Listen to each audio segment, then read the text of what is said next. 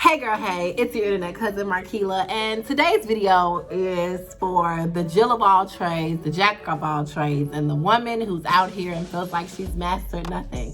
I want to talk to y'all today because I myself have definitely struggled with this, right? I've struggled with starting things over and over and over again. I've started with dibbling and dabbling and everything, and I wanted to make this video today not only to kind of give you guys a little bit more about me, give you guys more about my journey as an entrepreneur, but also to encourage you if you're one of those women who dibbles and dabbles and everything and you're trying to figure out what your brand is, who you are, and how to really set yourself apart. So y'all ready? Let's get into it.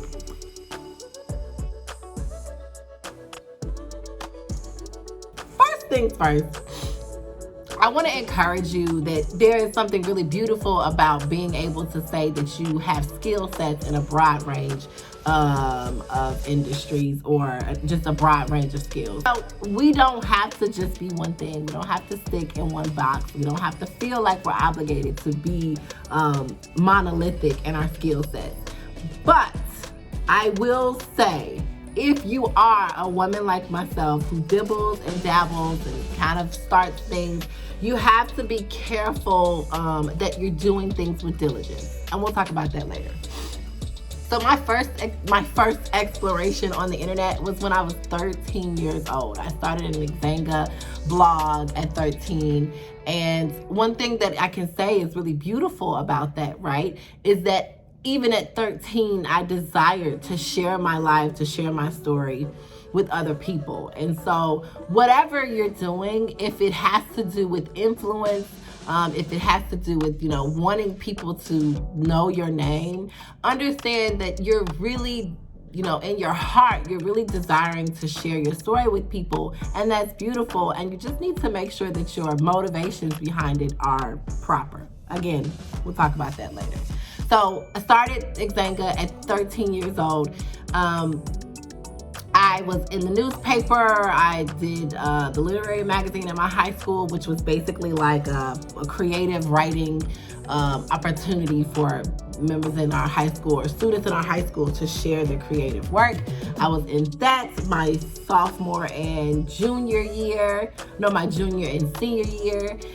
And so writing has just always been my thing. One of the first memories that I have of writing was in kindergarten. I was making a book about a dinosaur and I got into so much trouble because I had finished my homework, but instead of sitting there quietly with my head down, I was writing my dinosaur book.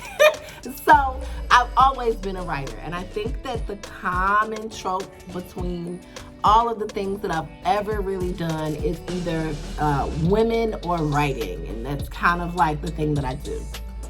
I started an online magazine while I was in college at Howard University. It was called Against the Stream magazine. The focus initially was just to highlight the small businesses, the everyday people who really made Chicago beautiful. So many people, when they heard that I was from Chicago, were like, "You're supposed to be ghetto or violent." And I was a little ghetto sometimes in college, and I definitely was a little violent sometimes in college. And so I kind of fit the stereotype, and it bothered me. And so I wanted to let people know, like, there are lots of artists, and everything is not Chief Keef and Old Block. It's like Chicago is a ginormous place. And I continued it on. After college, I came home. That was my focus. That's all I did.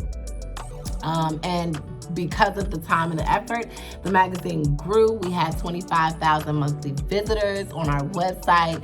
And it was this really great kind of like grassroots movement. And at the time, I felt like this is good, but this is not it. It was strange. It was like I had so much faith in the belief that it would work, but I knew it wasn't it. And sometimes when you're a Jill of all trades, that's really the thing, right? Like, you're putting your effort into something, but you just in your soul know this isn't it. And I think that it's okay to lean into that person, lean into that voice, listen to your intuition and say, well, what is it about this thing that I'm doing that can really further me and progress me. And what I learned from Against the Stream is that I have a great capacity to, galvanize people around an idea.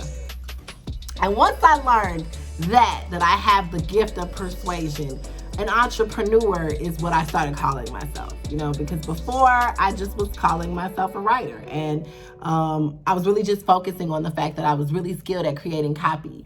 But Against the Stream really taught me, I can amass people around an idea. And normally people with that kind of influence, they don't just do one thing, they explore and they get into other things. And so I started calling myself an entrepreneur as I shut the magazine down and decided to go other places. I opened a jewelry boutique, an online jewelry boutique. It wasn't my passion. I didn't really want to do it. I was just trying to make some money. Failed miserably. After that, I took a break from entrepreneurship. I felt like I had a little bit of entrepreneurship fatigue. I felt like, okay, I keep trying things and they're not working, or they're working, but they're just not it for me, right? The magazine was working. So many people are like, why don't you just open it back up? We're still getting traffic. Up and coming artists still message those pages. And I'm just kind of like, it'll never happen. It'll never happen again. But it was working, but it wasn't working for me. And every good thing is not a God thing, okay? But after the boutique didn't really break and push and pop the way I wanted it to, I took a break. And during that break, I got pregnant with my daughter.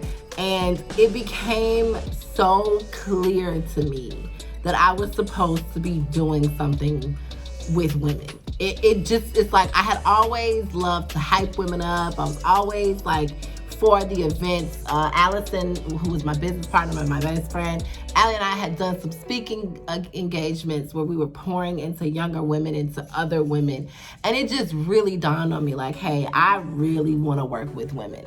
So I was pregnant, and my confidence just did a ginormous drip dive to the bottom. I lost so much confidence while I was pregnant, and it was not, I didn't gain a crazy amount of weight. It wasn't because I, was physically very different. It was just that I lost my ability to claim my body, and losing that body sovereignty really messed with me. It messed with my emotions. It messed with me mentally. And I did the confidence quest. I created it, and then I didn't even have the confidence to talk about it. I made the confidence quest, but I didn't have the confidence to talk about it. And it took me another year to really begin to walk out the vision of confidence that God put on my heart, to really start doing Mirror Mondays, to really start, doing the work of sharing these ideas. And the confidence quest is not just a workbook. It's not a workshop. It's literally this full-blown concept of how to build yourself up again. And it was very hard for me to kind of wrap my brain around that. And when I did my first Confidence Quest workshop, what occurred in the room was just, oh my gosh, it was so beautiful. And the thing about events and women who throw events, especially Christian women, Christian events, 9 times out of 10, the women in the room are people you know. They are friends of friends or extended members. You don't really start being in the room with people you have no concept of until you're hitting, much larger numbers, 400, 500 people in the room. Because the truth is, especially because of the internet, 90% of us, we already know the people that are going to be supporting us, right? And even if we don't know them personally, they're not like our family, but we've engaged with them on the internet in some way. But there were so many people. There were probably, in a room of 30 people, there were probably 6 women who I never talked to before. And out of those 6 women, I probably still have never really connected with about 4 or 5 of them. And so to be in a room where like my mama, my auntie, my cousins, right, my best friends, and then strangers were there, and we were all doing these activities that were breaking down barriers, to see some women cry, to see some women like you could see the joy erupting on their face. It was so much for me. It was like, yo, how do I do this? How do I make this a place? How do I make this feeling permanent? And so I came home and I have photos. I don't know if I'm gonna share it because I don't know what my house looks like. I don't know what my house looks like. But I came home, and on this mirror, the mirror that I purposefully have set on the side of my videos, I wrote out, you know, the vision for this business. And one thing that I can say, and this is why I'm making this video, is that once I had it all written out, all the things that this business would do, so many things made sense. So many of my ideas, so many of the things that I wanted to do became clear. Like, oh snap, that thing that I had an idea of 6 years ago was really just an event that's supposed to happen in this space. You know, it's just an offering, an amenity that I'm supposed to give. And one thing that kind of brought me to my next thing was, while I was researching co-working spaces, so obviously the workshop led me to my business, which is 3117, which is the first and only collaborative space for women of faith. Literally, it is the first and the only. That will be like what we will be. There are definitely social groups. There are social clubs for Christian women. There are lots of communities, but none of those communities have a physical location where they focus on business by offering business services. Anyways, I digress. While I was working on the business plan for 3117, one of the things that I noticed, that I instantaneously picked up on, was like, you bring your computer into a Starbucks, you are well aware that the Starbucks is not the place where you want to conduct business, certain things, things with intellectual property, things of that nature, because it's a public network. And so on our pitch deck, one of the things that we claimed that was special about our space, the value proposition, is that it will have secure internet, so that you can do your business, conduct your business on this public network, but feel secure. And then it dawned on me like, well, how am I gonna make good on that promise? How am I gonna make good on that promise? And so I decided to become CompTIA Security Plus certified. And I decided to really learn how to understand internet security, and not just internet security, but just cybersecurity as a whole. How do I make sure that women, when they're in my space, that they can really know that they are gonna have someone protecting them on the internet? And what makes this space the space for us? And so I got my certification. I took my exam in December of 2021. And here we are, the Jill of all trades, I have a certification in teaching English as a foreign language. I was a teacher, right? I didn't even touch on that. I just touched on my business things, not the things that I did practical. But I have a certification in teaching English as a second language. I have a certification in privacy and data security from my contact tracing position, and I have a cybersecurity certification. And all of those things, I mean, honestly, every day when I'm doing these things, I'm teaching, right? I'm always in the process of being an educator, because either I'm educating myself or I'm educating you about the things that I've learned through my experiences. And I just want to encourage you, like, don't be afraid to let God string together your threads. Don't be afraid to allow God to knit together the beauty of your complexities. And so, yes, my journey has been up and down and all around. But thank God for that journey, because if I hadn't taken the time to really learn who I was through each of these experiences of either entrepreneurship or just doing things, trying things, then I wouldn't be here today with a breadth of knowledge to be able to help women like yourself who are watching this video. But also, I wouldn't be here today to say that I can still grow and I can still learn things. So let's talk about your motives, because I mentioned that earlier, and then I'm done. The hardest thing about being a Jill or a jack of all trades is that you often have a tendency toward liking new things and the experience of new things. If you're like me, a new idea gives you mania, and you like that. I love staying up all night searching Google because I had this beautiful idea. That's not real. Not only is it not real, it's dangerous. Because you get more attached to the thrill of something new than you get attached to the discipline of finishing. Now, if you're a Jill of all trades, you've tried a ton of things, and you haven't quite figured out what to do, right?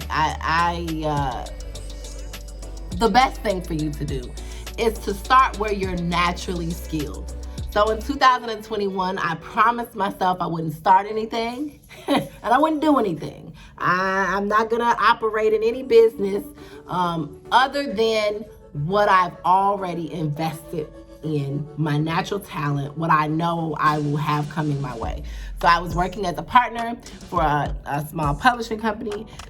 She kept sending me clients for her publishing company, and then I kept doing my writing work. And I realized, I took a step back in December, and I realized I made more money in the year that I made no announcements. In the year, sorry y'all, I ate some Bosco sticks and I have some marinara in my nail. That's disgusting. But I made more money in the year that I didn't make any announcements. I didn't even have a business plan, okay, for my writing business. The plan was, I know how to do this stuff, so I'm gonna write it. I know how to make copies, so I'm gonna write it. I know how to edit, so I'm gonna edit. I know how to transcribe, so I'm gonna transcribe. And in that year, even when I didn't take positions, I applied for unemployment. And even that, right? Even having the confidence to say, I made enough money from this thing that I should be receiving unemployment because I don't have any clients, and I really can't even deal with clients. I was working on this exam. I could not take in more clients. I couldn't find them anywhere. So I say this to say, if newness is your addiction, you solve that by working, becoming disciplined. And you don't necessarily have to make a deal out of it. I'm one of those people, I will make a big deal out of anything, okay? Like, I will make a slogan and a motto and I will get some Canva graphics, okay, baby? For anything. But you can't do that. Work is work, okay? It means you sit down and you stay focused. So if you're a Jill of all trades, find the thing you're most naturally skilled at, right? So even if you have, like myself, a bunch of certifications, a bunch of businesses, a bunch of experience, what's the thing that takes the least amount of energy from you? And just pour into that. Writing comes so easy to me. Writing is, I could do it in my sleep. I could craft a well-versed sentence in the middle of labor, okay? Literally. So writing, for me, it was like, this is low stakes. It doesn't cost me anything, right? This skill set I don't have to be, right? YouTube and speaking requires me to have something on. I gotta be dressed. I have to be prepared. My ideas. Writing don't take none of that from me. So I poured myself into that skill, and I got a lot of reward for it. And the discipline of that thing has given me the motivation and also the kind of like the credential, like, yes, I know I can do it, to be okay with starting again with, select things that I did, right? This YouTube page, my co-working space, to pick them back up and to try again. Watch your motives, be willing to work, And then the last thing for the Renaissance woman, for the woman who's a Jill of all trades that I want to share is this. There may have been someone that you needed to pour into in the places that you were, and all the things that you started, or something you needed to receive, right? I would have never understood my capacity to influence if I didn't do my magazine. So I don't ever look at the 5 years that I ran my magazine and my decision to close it, even though it was doing well, as an L. I had a business mentor who were like, you know, something somebody should have told you is that if your business is succeeding, you never stop. And I just looked at him and I was like, well, I had learned the lesson I needed to learn. I got what I needed to get from that. And it was okay. You know, it's okay to get what you need to get from your experiences as a Jill of all trades, or a master of everything. It's okay to do that, to kind of get what you need to get from your experiences and move forward. And if you're ready to kind of, you know, really dig your heels into something and you kind of want to stop bopping about, take a step back, do some inventory. Really ask yourself, what is it that you needed to learn to get to the next place? And then do the work. I hope that this video and my journey as a Jill of all trades and a master of none has really, first of all, freed you. You're not alone, sis. We as entrepreneurs often pick up things, drop things, and start all over again. But I also hope that this video will help you understand that you can weave together your experiences for the master story and to fit the master's plan for you. And then lastly, I hope that this video will encourage you to do the work. That's what I'm doing with this YouTube video and this whole YouTube channel. I'm just finally doing the work. So go ahead, go do it. Bye, girl. I love you and God loves you. The people who don't love you are none of your business. Be strong and be confident.